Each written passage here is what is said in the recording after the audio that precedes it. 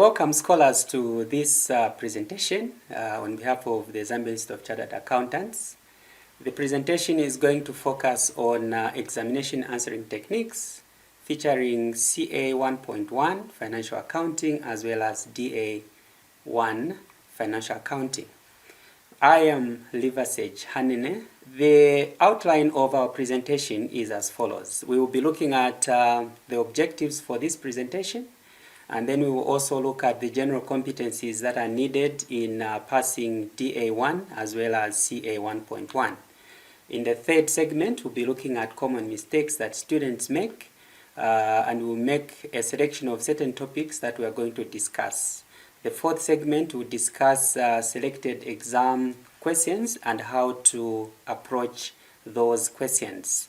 In the fifth segment, we'll be looking at appreciating the syllabus command words and how these relate to the learning outcomes within the two programs that we are focusing on. And finally, in the sixth segment, we'll be making a wrap-up. Objectives of the presentations. We'll be looking at how to produce exam-ready candidates in the two subjects that we have talked about. We'll also highlight the importance of good exam techniques in accounting. We'll expose candidates to practical examination questions. We'll also help candidates in analyzing exam questions. We'll be looking at how to impart skills that are needed in order for candidates to produce well-structured exam answers. And then we'll be looking at how to pass on the common pitfalls that some candidates who have sat these papers in the past have gone through or have exhibited. And finally, under the objectives of this presentation, we'll be looking at how to increase the pass rates in these two papers. So first things first, what is your goal as a scholar in financial accounting? Obviously, your goal is to pass your exam and be a chartered accountant. So keep calm and pass your exam. Okay, numbers do not lie. This slide that we are showing exemplifies the pass rates in the two papers. On our far left, we have the Da1 Financial Accounting analyzed over the 5 sittings from March 2022 to March 2023. You will notice that the trajectory in this particular paper is that the pass rate is increasing when you look at the linear line, which shows that there has been a progressive increase in the pass rate for Da1. On the right side of the screen is CA 1.1 Financial Accounting, also analyzed over a series of 5 sittings, starting with March 2022, covering up to March 2023. To the contrary, CA 1.1 shows a slight decrease in terms of pass rate, but of course the details are shown on the slides for your interrogation. The next slide shows us the general competencies that are needed in passing paper CA 1.1 as well as Da1. Now, what is needed in order for a person to pass this paper? This is a loaded question. Of course, I will summarize the answers in two. What are the 2 golden rules for passing accounting exams? The first one is that we need to have sound technical skills.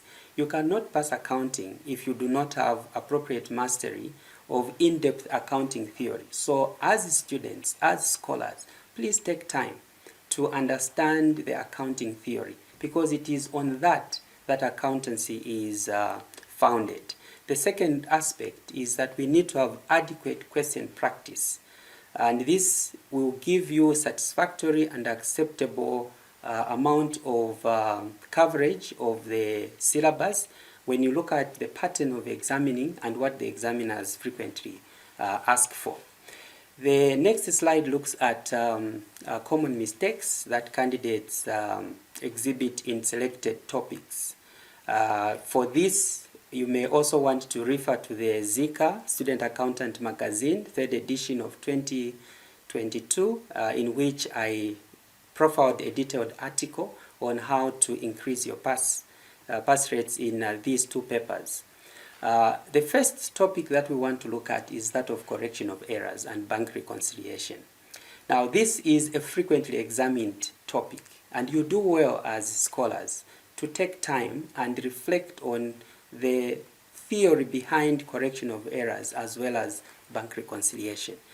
I can guarantee you, I can bet with you that out of any sampled past exam questions or diets, you find that correction of errors has been examined together with bank reconciliation for 20 marks. So if you master skills in these two areas, already you are saying you are increasing your chances of passing.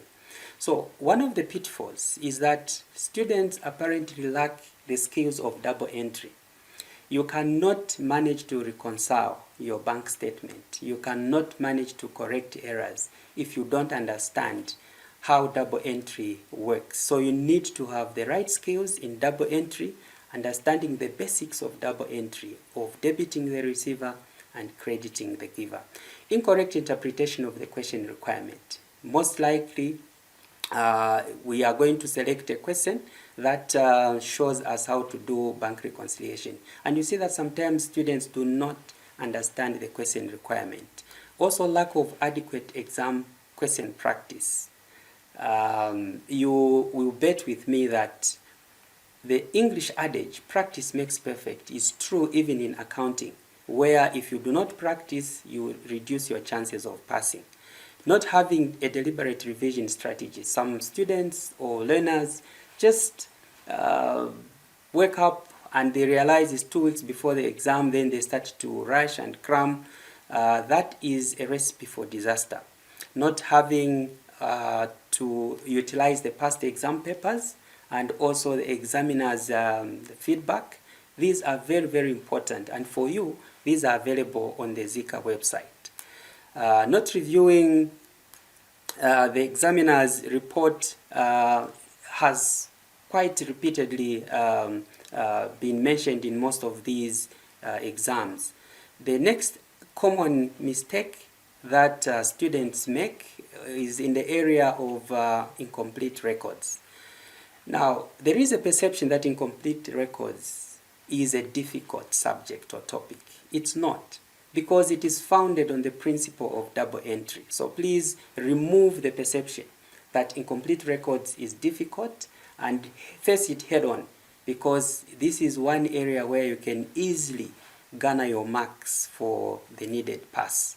Lack of sound double entry skills will repeat here, and also incorrect interpretation of the question requirement, not utilizing the past papers and the model solutions, and also ignoring the examiner's reports.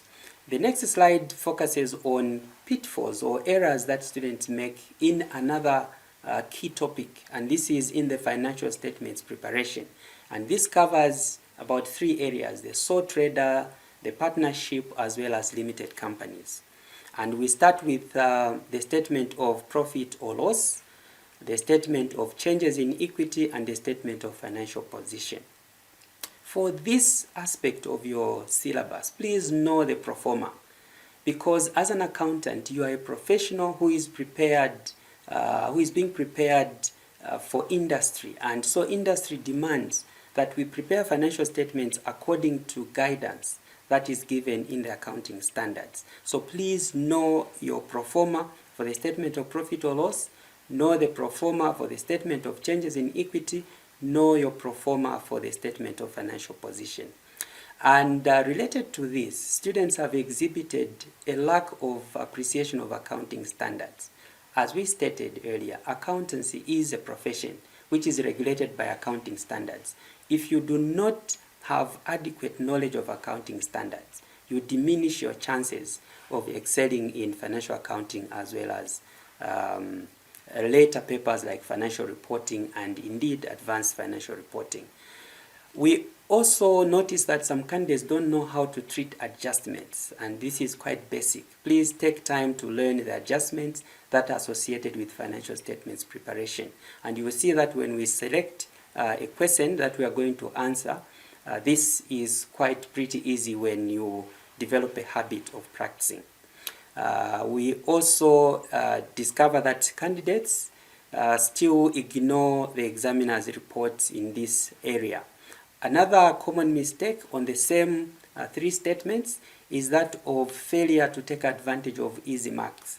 In every exam setting, in every exam paper, examiners deliberately hand to students or candidates what are known as low-hanging fruits or easy marks. Please take advantage of those. Lack of question practice, and sometimes students spend too much time on one segment of the exam. Now, for an example, if a question is 20 marks and you spend 2 hours on a 20 marks question, you definitely are disadvantaging yourself, because the other 1 hour maybe you spend it on a 10 marks question. Even if you got all the requirements correct, 20 plus 10 will just give you a maximum of 30 marks for the 3 hours that you have spent on answering 2 questions. So please try to balance your time. Not showing vital workings in the statement of financial position, in the statement of changes in equity, and also the statement of profit or loss. There are certain key workings that the examiners look for. For instance, in the profit or loss statement, you need to show how you arrived at your cost of sales. If you don't show your working, there is no way the examiner will look at how you got to that particular answer. Some candidates, unfortunately, still show a lot of illegible writing. If the examiner cannot read your work, they cannot mark it, because how can you be compensated for something that is not very clear? Another statement where students have common mistake, when they make common mistakes, is that of statement of cash flows. A statement of cash flow is a must know in terms of pro forma, and you'll be guided by the accounting standard number 7. International Accounting Standard 7 prescribes how a statement of cash flows is prepared. So please take advantage of these common mistakes that we are highlighting, so that you avoid them and thereby increase your chances of passing. So you need to know how to prepare T accounts. This is a sure way or an easier way of deriving the cash flows, because the balancing figures are the ones that represent outflow or inflow of cash. Sometimes students do mix up entries in the statement of cash flows. What is supposed to go in a particular section, like operating cash flows, is found in the financing cash flows or in the investment cash flows. Please know your pro forma. The last segment of common mistakes will focus on not-for-profit entities or club accounts. Unfortunately, students do slight or overlook this segment of the syllabus, thinking that this is a minor section of the syllabus. But there are questions that have been set in the past on this particular topic. So please spend time and know how to calculate your profit margin, how to calculate your markup, and in an exam question that we are going to practice, we'll be looking at how to convert margin into markup and markup into margin. Some students have failed to calculate the accumulated fund.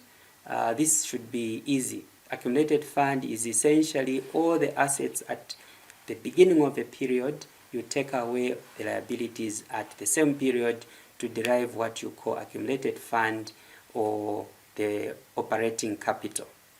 And also, students do not appreciate receipts and payments. Maybe the next slide will just summarize everything that students find problems with in terms of accounting, and this includes poor multiple choice question techniques. Now, multiple choice, some people have argued, is the easiest. Not so quite, because the examiner in multiple choice will have a leeway to test across the breadth and length of the syllabus. So please, for you to increase your chances of passing multiple choice, make sure that you cover the entire syllabus in terms of revision, because the examiner can examine on any aspect of the syllabus. It's not like examining on cash flow, which we know is just a particular section or unit of the syllabus. But with multiple choice, the examiner can bring anything from anywhere, as long as it is within the syllabus. And of course, we talked about attempting fewer questions, and maybe most importantly, it's giving inappropriate responses to verbs or action words. We'll be looking at those words that are used in an exam, which will ask or solicit for the students' input in terms of what they have to bring out in a paper. And we have also observed that some candidates perhaps are not adequately prepared. They may be receiving tuition from maybe providers that are not accredited, or they may be studying on their own. Please find time. You're investing your money in your studies, and so it pays when you find that there's a return in terms of a pass or in terms of completing your studies by using the appropriate material. Okay, so we are going to look at the selected exam questions, and we'll start with bank reconciliation statement. So this slide gives us a bank reconciliation statement question, which was captured from the March 2023 exam in CA 1.1. This was question 6. And bank reconciliation is common both for DA1 as well as CA 1.1. So in CA 1.1, question 6 of March 2023, there was a question which we are going to quickly review. It says the cash book balance of Chiseko Company at 31st March 2022 was 1.14 million, and the bank statement had an overdrawn amount of 282,000 on 31st March 2022. Upon investigating the two documents, the following errors were revealed. Number 1, a direct payment of 18,000 kwacha had not been recorded by Chiseko Company in its cash book. Number 2, a check for 30,000 received and paid into the bank of Chiseko Company at 31st March 2022 has now been dishonored. The next finding was a bank statement showed a standing order receipt of 60,000, which Chiseko Company had not recorded as at 31st March 2022. And then checks amounting to 540,000 received by Chiseko Company and paid into the bank on 31st March 2022 did not appear on the bank statement until 5th April 2022. The next finding was that bank charges of 12,000 had not been recorded by Chiseko Company in his cash book. There was also a balance brought forward on the cash book on 1st April 2021, which is the year before the current one. And this balance brought forward was overstated by 60,000 kwacha. It was a debit balance. The next finding was that the checks drawn by Chiseko Company amounting to 24,000 had not been presented to the recipient's bankers or bank. And then one of the Chiseko's customers made an internet banking transfer of 6,000, which Chiseko Company had not recorded in its cash book at 31st March 2022. The ninth finding was that Chiseko Company made an internet banking transfer of 900,000 to Leon Limited, its suppliers, which had not been recorded in its cash book, in Chiseko's cash book. And then customer checks received and paid into the bank amounting to 60,000 had been entered in the cash book as 54,000. The second last is that a check paid to Mukwa Limited for 204,000 had been entered in the cash book as 258,000. Chiseko Company's bank had wrongly debited Chiseko Company with 12,000 drawn by another client. And the question was, from the above details presented to you, you are required to do the following. Now, this question, as I said, was CA 1.1 March 2023, question number 6. You can find that on the Zika website, and please take time to reflect on the way the question was framed. But what we shall do here is to explain the principles that you need to follow when answering such a question. In part A, the examiner wanted you to prepare an adjusted cash book for Chiseko Company as at 31st March 2022 for 10 marks. And in part B, the examiner wanted you to prepare a bank reconciliation statement starting with the bank statement balance for another 10 marks, total 20 marks. Now you can see that this question was not a complicated one, but of course under exam conditions, candidates may have found it difficult. My comment is that this question was a giveaway question which you could have taken advantage of as candidates. And for future exams, please just master or prepare adequately on bank reconciliation. The principles are quite easy to follow and apply. As a way of giving you some information, this question had 41 candidates that attempted it, and out of 41, 25 managed to score above 10 out of 20. That is a pass record of 61%, with the highest mark being 20 out of 20 and the lowest mark unfortunately being 0 out of 20. Okay, so how do we approach such a question? The suggested answering technique is what follows. When you are given a bank reconciliation statement question, please read the question carefully. Read the question carefully. For instance, the question that we were given was telling us to prepare an updated cash book and also to prepare a reconciliation statement starting with the balance at the bank, or starting with the balance on the bank statement. Unfortunately, some candidates will ignore such an instruction and start with the balance as the revised or updated cash book. So please just follow the instructions carefully. The other approach is that please know the effect of errors that were committed by the bank or by the business on the statements that we have been given, causing the difference between the two statements. If you decide to write your answer in thousands of kwacha, meaning you suspend the zeros, instead of writing 1 million, you will just write 1,000. Please be consistent. Some students or some candidates have mixed up the answers. They will write 1 million as 1,000, and elsewhere they will write another figure in full, thereby affecting your additions and subtractions.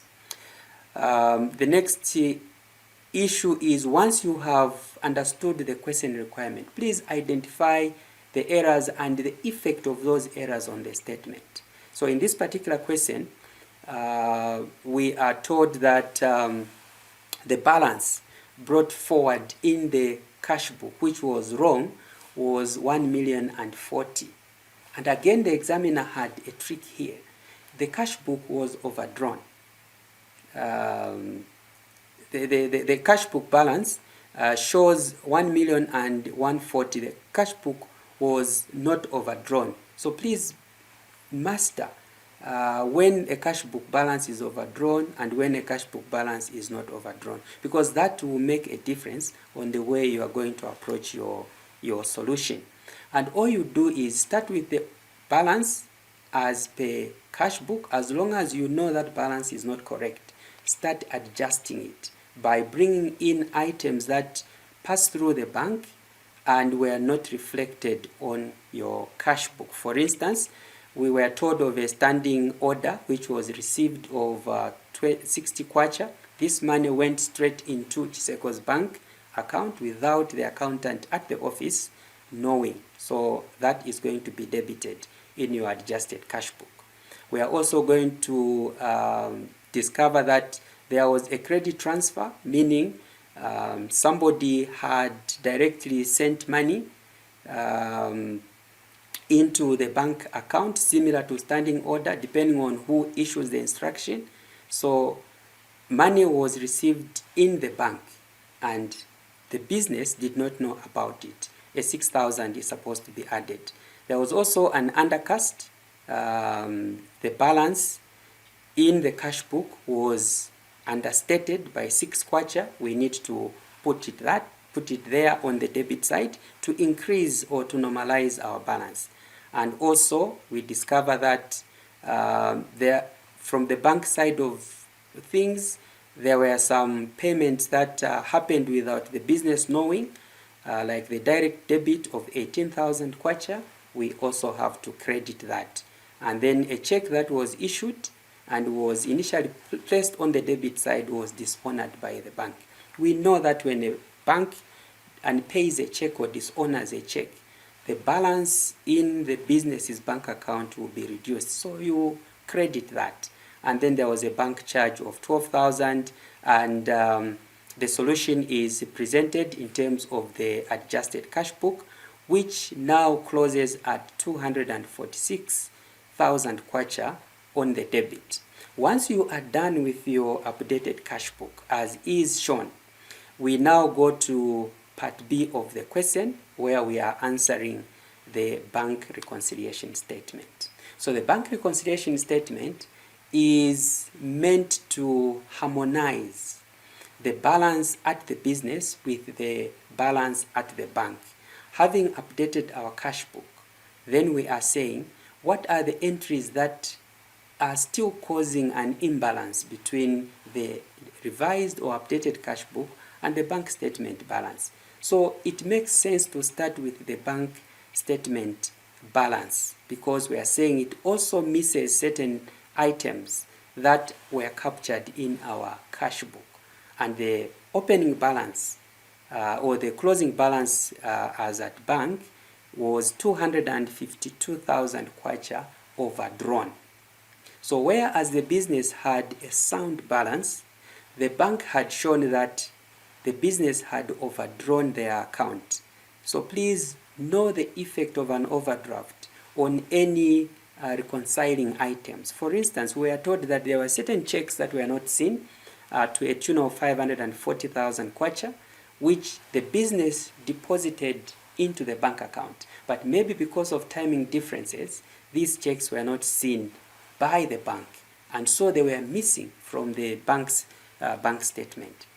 What would be the effect of those checks that were deposited on this overdrawn account at the bank?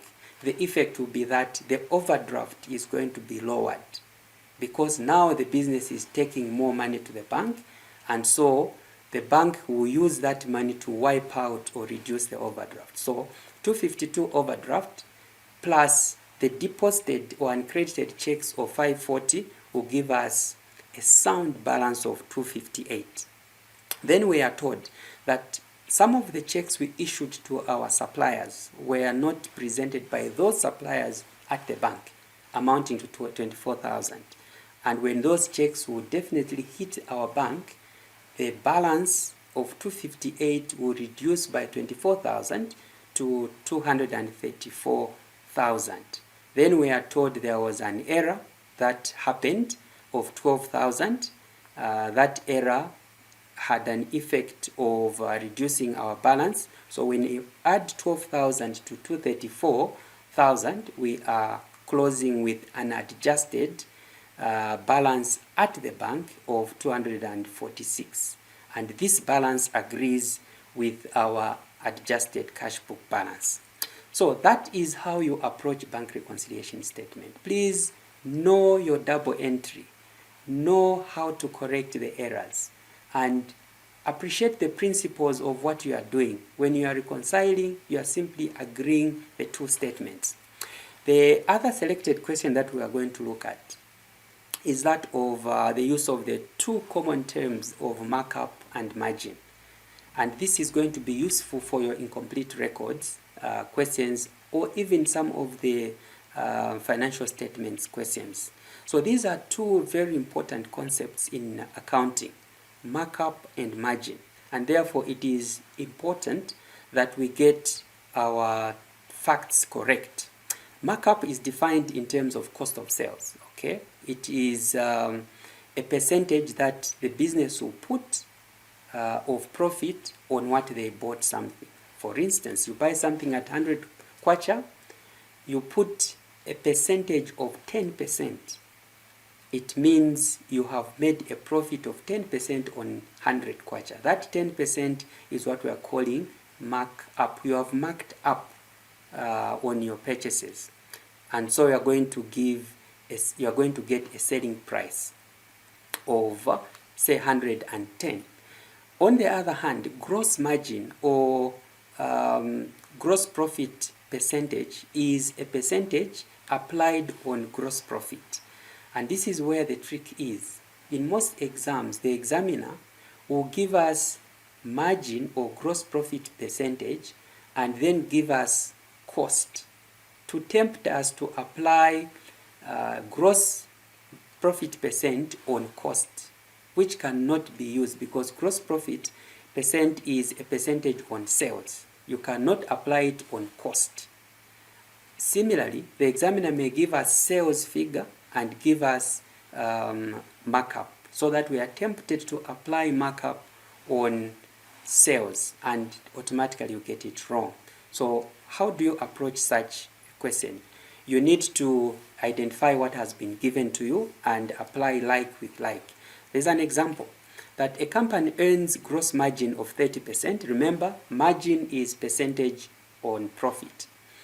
On all sales, the gross profit amounts to 21,000 kwacha.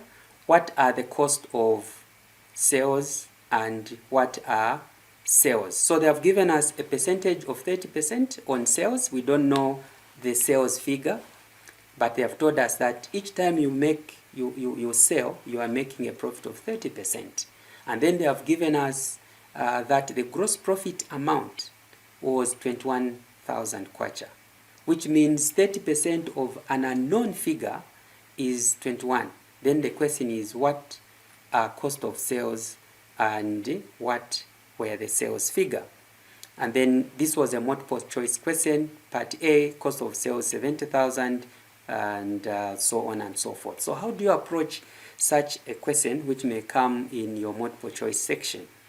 You need to know the skills on how to convert margin into markup and markup into margin, so that you can apply those percentages on the appropriate figures. So we are given 30% of sales, which we are not told. And then they have told us 30% of a particular figure was 21,000 kwacha. So you derive what the sales were by grossing up. You divide 21,000 kwacha by 30%. And when you work it out mathematically, you get that sales were supposed to be 70,000, and when you subtract 21,000 kwacha profit from 70,000, then you are going to get your cost of sales of 49,000 kwacha. Please take time to review the slide that explains this particular concept we are looking at, so that you can understand how we can derive gross profit from markup, or gross profit from sales if we are given those particular figures. The next question is on incomplete record, applying the similar principle. So here they are giving us that a trader has given us the following information: opening balance 4,000, closing balance 5,000, payments made were 20,000, receivables at start were 7,000, closing balance 9,000, and all these sales, according to the information, were on credit. Then we are given inventory. We are also given inventory at beginning and inventory at close. And then the question says gross profit percentage, which is the same as margin, is at 25%. How much was the cash collected from customers? So that kind of question requires that you understand your accounting theory. As we emphasized on what you need to do in order for you to pass accountancy, you need to have the correct technical skills. You also need to understand revise through your exam questions. So the accounting skills are being tested here. When someone just gives you information about payables or suppliers, information about receivables, information about inventory, and then they ask us how much cash was collected. So in order for you to solve this question, you need to apply a lot of critical thinking. The approach to such a question is that please think critically and look at what the examiner wants you to do. You start by calculating purchases. How do you calculate purchases? You can calculate purchases from information about suppliers. If you had suppliers of 4,000 at the beginning of the year, and you had suppliers that you didn't pay at the end of the year of 5,000, and then you are told that you collected cash of 20,000, you can easily put that information in a T account and be able to derive the purchases figure. And once the purchases figure has been gotten, you can use it for any other workings that you need. Okay, so another approach to that is to make a profit or loss account statement extract, where the calculated sales figure is going to be put, and then you have your opening inventory, you have your closing inventory. You are told that this particular business makes a profit of a certain percentage.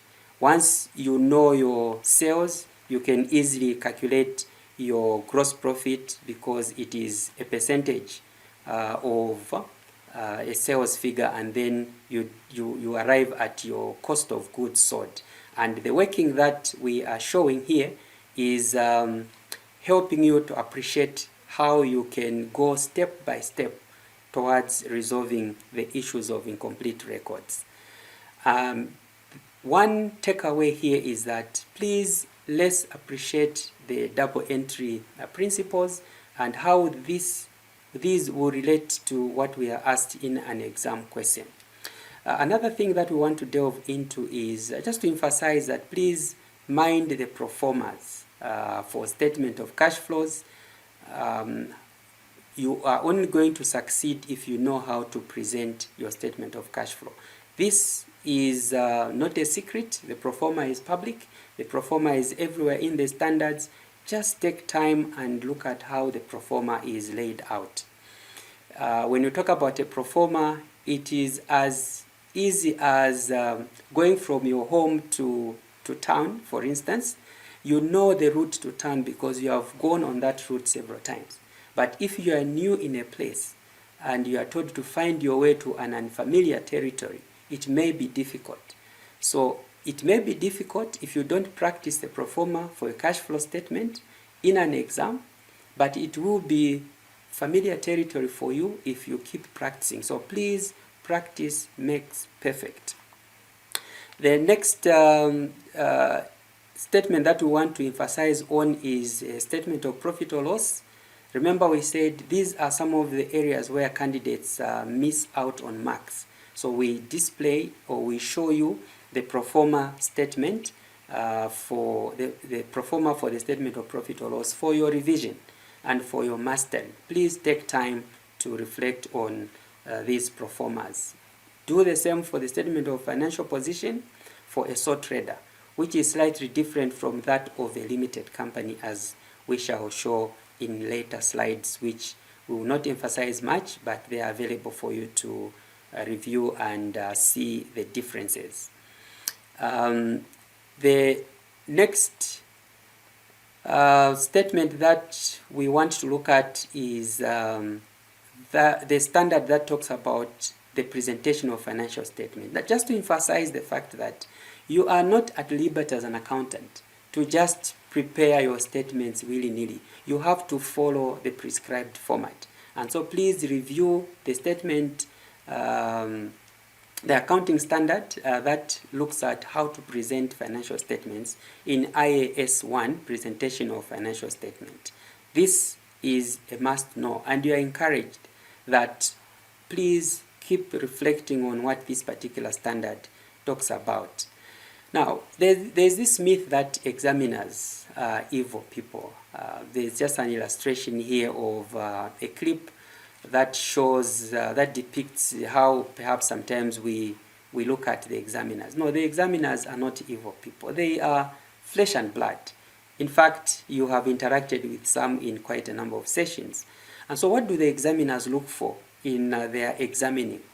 They look for an opportunity to pass you. And so here is one way we can catch the examiner. The slide that we are showing on command words exemplifies what is known as the theory of learning as expounded by a gentleman called Bloom in a theory called Bloom's taxonomy. Bloom looked at learning as taking place in 6 different ways, or in 6 different layers collapsed into 3. So the first one is that when we are being taught, we are taught to remember. There are certain times that we just need to exhibit memory or being able to recall some facts. But this is quite basic. We will also need to progress with our learning into understanding or being able to apply, being able to analyze, being able to evaluate, and even going up to the highest order of being able to synthesize or create, or looking at things in a different manner. So for us, in paper CA 1.1 and DA 1, most of the things that we'll be looking at will test for remembering or understanding at the very basic level of the cognitive domain, according to Bloom's taxonomy. So there are some verbs that are associated with these levels of learning, like when a question says discuss, when a question says list. Those are simple knowledge testing verbs or words that the examiner will use. So please, let's remember, when the examiner says list, we are supposed to list. And this slide can be interrogated further to look at what Bloom's taxonomy is talking about. And the same has been reproduced or has been matched with the learning outcomes according to Zika's syllabus for diploma in accountancy, paper DA1, financial accounting, as well as CA Zambia, paper CA 1.1, financial accounting. Okay, so more about the command words. I took time to extract certain words that we need to understand at our level. For learning outcome 1 in diploma, they will be using words like explain. To explain means to present facts in detail. When we come across a word define, it is to give the exact meaning of what is being asked for. When we come across words like outline, we need to show essential features, or apply, meaning we use facts to solve an issue. When we're told to record, we need to provide or document something. If we are told to identify or to correct or to prepare, again, we are being tested to apply our knowledge to something. When we are told to prepare, it means to make ready for use, or to draft, it means to compile or to make ready for use again. For CA 1.1, your learning outcomes range from L1 to L07. They will use similar words like describe, apply, identify, which have already been explained in the DA1 syllabus. Please, let's learn these command words, because they are the ones that tell us, that the examiner will use to tell us what to do with a particular question. As we wrap up, we are saying there is no secret to passing an exam than to invest your time, your resources in making sure that you acquire the necessary skills that can make you succeed in your examination. So there is a caption that we are looking at here, which says, if you suffer, it is because of you. If you feel blissful, it is again because of you. Nobody else is responsible. Only you and you alone. You are your hell and you are your heaven too. This caption is meant to help us appreciate the fact that no matter how much effort your trainers will give you, no matter how much effort Zika will put into these examination answering techniques, it still remains upon us that we need to invest time and abilities in mastering the skills that are needed to help us succeed. In conclusion, somebody said, and this is Malcolm X, the future belongs to those who prepare for it today. The future belongs to those who prepare for it today. This has been Exam Answering Techniques featuring paper CA 1.1 and DA 1.1. Both are financial accounting papers. Your presenter has been Hanene. Thank you so much for your time, and God bless you in your exams. Keep on revising, keep on trying hard. There's nothing that is impossible. You can excel just like anybody else has excelled. Thank you.